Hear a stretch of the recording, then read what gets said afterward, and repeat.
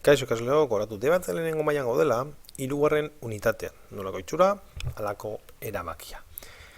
Bidez honetan, hirugarren puntua hau azalduko dugu, poligonoak, beraien ezaugarriak, eta batez be, izendapena. Oso garrantzitsua izango da, izendapena ikasiko dugu, triangeluak izendatzen, laukiak izendatzen, eta gero beste poligonoak izendatzen.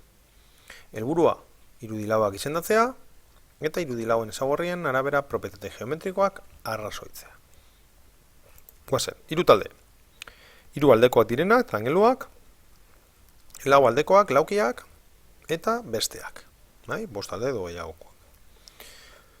Guazen, triangeluak, lantzera. Guazen, ikasten, zelan izendatu behar diren triangeluak. Goratu triangeluak direla, hiru aldez edo hiru angeluz, osatuta dauden poligonoak. Bi sailkapen. Bata aldeen luzeren arabera, eta bestea angeluaren arabera. Barne angeluaren neurriaren arabera. Guazen, aldeen arabera, hiru aukera, alde berdina edo aldekidea, isostelea eta eskalenoa. Hiru aldeak berdina badire, luzera berdineko badira, aldekidea izango da, hemen ikusten da moduan. Hemen hiru aldeen luzera berdina da. Hortaz, triangelua izango da aldekidea. Triangelu isostelea, bi alde berdin eta hirugarrena desberdina. Hau adibidez, hemen eskerrekoa eta eskumakoa, luzera aldetik berdinak dira. Baina oinarria argi dau, besteak baino txikiagoa dela. Hortaz, hemen triangelua izango da isostelea.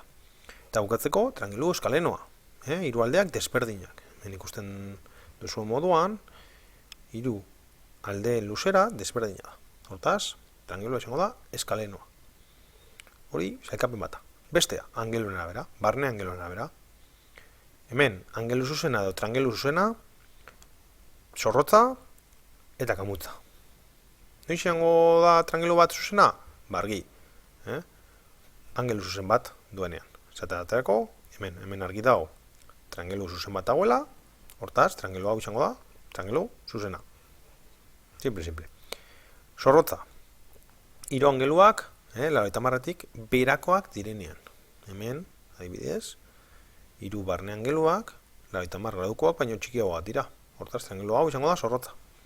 Eta hirugarren aukera da, triangelu kamutsa izatea.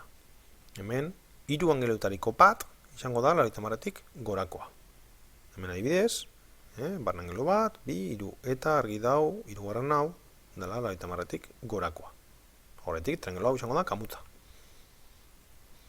Gero, aukerak, bi sailkapen hauen arabera. Euki, dezakegu eskaleno zorrotz bat, triangelu eskaleno zorrotza, triangelu isostele kamutza, triangelu isostele zuzena, baina fijatzen bagara aldekidearen kasuan, aukera bakarra da izatea aldekidea, triangelu aldekide zorrotza. Ezinezkoa da triangelu aldekide zuzen bat eukitea, edo triangelu aldekide kamutz bat izatea. Zergatik? Triangelu batean, hiru barne angeluen gehitura edo baturak 180 gradu emon behar duelako. Hemen adibide batugu, irudi batugu, ikusten da, hiruren batura 180 dela. Hemen ez da oso argi ikusten, baina C-aren, C segmentuaren paraleloa dan beste bat egiten badugu hemen, angelu hau eta hemen dagukaguna, berdina izango da. Eta hemen duguna berdina. Eta hemen argi ikusten da zelan hiruren gehiketak 180 graduko bat eratzen duen. Azalpena hori da. Guazen laukiak lantzera. Laukiak. Hemen goian, dauden lauki guztiak, adierazita dituzue. Romboa, lauki zuzena, karratua romboidea, trapezioa eta trapezoidea. Fijatzen bagara, danak, lauki guzti hauek, bitan, zatitu daitekez. Eta zatitzean, bi triangelu sortzen dira. Triangelu bakoitza 180 gradukoa bada, guztira, laukiaren kasuan, barne angeluen batura, 360 gradukoa izango da. 180 bider bi. Guazen ikastera, zein dan errombo eta trapezio baten desberdintasuna. Esate baterako. Laukiak izendatzeko, lehenengo, alde paraleloak begiratzen ditugu. Alde paralelorik ez dagoela, hortaz, listo. Zuzenean, lauki hori izango da trapezoide bat. Bi alde paralelo soilik dituela, trapezioa. Hemen argi dago, ez dagoela alde paralelorik, hemen bai, hemen oinarri hau eta beste hau paraleloa dira, beste biak ez. Hortaz, bi alde paralelo egiko ditu, trapezioa.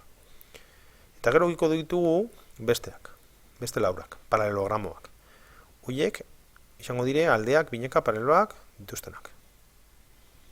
Karatuaren kasuan, zer da gertatzen dana? Lau aldeak bardinak izango direla eta lau angeluak ere bardinak.